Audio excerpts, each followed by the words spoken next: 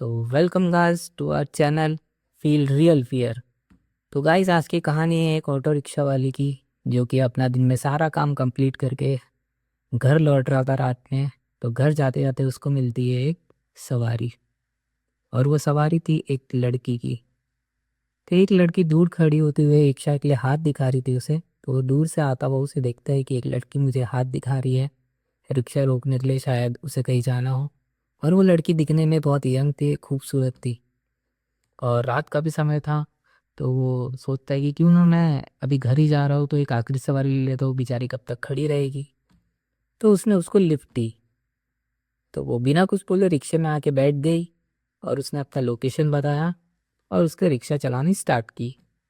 तो कुछ देर चलते चलते रिक्शा में उसे एक सामने एक और औरत खड़ी हुई दिखती है, जो कि शायद प्रेग्नेंट लग रही थी। तो जैसे जैसे वो ऑटो उसके पास ले जाता है, तो वो भी ऐसा हाथ दिखाती है कि रोकिए, मुझे भी बिठाइए।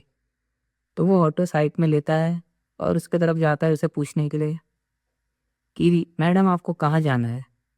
तो वो जैसे ही उसके तरफ बढ़ता है, वो देखता है उसके तरफ और उसकी नज़र जाती है उसके पैरों पे, और वो उसके पैरों की तरफ देखता है तो उसके पैर उल्टे।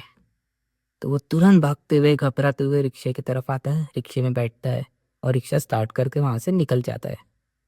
तो पीछे वाली लड़की बोलती है कि दादा क्यों आपने उसको लिफ्ट नहीं दिया, वो बेचारी अकेली थी, प्रेग्नेंट भी थी, ऐसा क्यों कर रहे हो। तो वो कुछ नहीं बोलता है, वो रिक्शा चलाता है पूरा पसीना पसीना, पूरे चेहरे के एक्सप्रेशन उड़े हुए, दिल घबराता हुआ। वो रिक्शा बहुत सामने स्पीड से भगाना स्टार्ट करता है, और वो लड़की पीछे से उसको बस बोले जा रही है कि ऐसा क्यों किया भैया आपने, वो बेचारी अकेली लड़की थी, आपने मुझे भी तो लिफ्ट दिया। पर वो कुछ सुनता नहीं है, वो सिर्फ रिक्शा चलाता है, सामने देख के चलाते रहता है चलाते रहता है। और फिर कुछ देर सामने निकलने के बाद वो रिक्शा धीरे करके रोक के बोलता है कि दीदी मैंने उसको लिफ्ट इसलिए नहीं दी क्योंकि जब मैं उसके पास गया और उसके पैरों की तरफ मेरी नज़र पड़ी, तो उसके पैर उल्टे थे। वो एक प्रेग्नेंट औरत नहीं थी, वो एक प्रेग्नेंट लड़की नहीं थी, वो डायन थी। तो ये सब सुनने के बाद पीछे वाली लड़की बोलती है क्या भैया, और एकदम से हंसना चालू करती है। तो टोरा उसकी तरफ देखता है, बोलती है मैडम आप हंस क्यों रहे हो दीदी, क्या हो गया आपको। वो हंसे जा रही है, कुछ बोल नहीं रही है। और फिर कुछ देर हंसने के बाद, उसके पूछने के बाद कि वो पूछता है क्या हुआ, एकदम ऐसा हंस क्यों रहे हो। तो वो बोलती है अगर उसके पैर उल्टे थे तो आपने मेरे पैर क्यों नहीं देखे, क्या आपने मेरे पैर देखे। तो वो उसके पैरों की तरफ देखता है झाँक के ऑटो से पीछे मुड़ के, तो इसके पैर उल्टे। लिटरली वो डर गया, एकदम से डर गया, और एकदम से ऑटो छोड़ के भागने लगा। जितना दम लगे, जितनी स्पीड से वो भाग सकता है, उसने ऑटो वही छोड़ा और एकदम स्पीड से भागा, जहाँ तक कि वो भाग सकता था, जहाँ तक कि वो बच सकता था।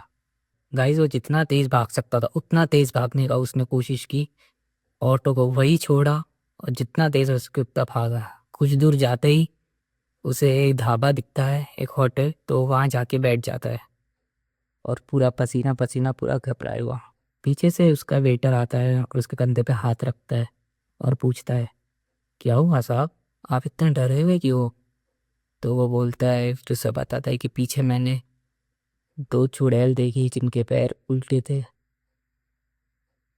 और ये सुनते ही ढाबे वाला बोलता है या आपने भी वही देखा, अक्सर यहाँ पे सब लोग ऐसे इंसिडेंट से मतलब गुजरते हैं, उन्हें भी कुछ ऐसे एक्सपीरियंस होते हैं इस हाईवे से गुजरते हुए।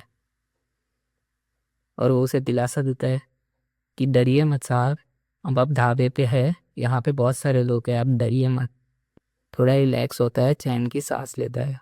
तो वो चाय ऑर्डर करता है और फिर शांति से वो चाय पीता है। तो गाइस आज की कहानी यही थी। आई होप गाइस कि आज की कहानी आपको पसंद आई हो। पसंद आई तो लाइक करिए, चैनल पे नए हो तो सब्सक्राइब करिए। मिलते हैं आपके साथ अगली डरावनी कहानी में, तब तक के लिए बाय।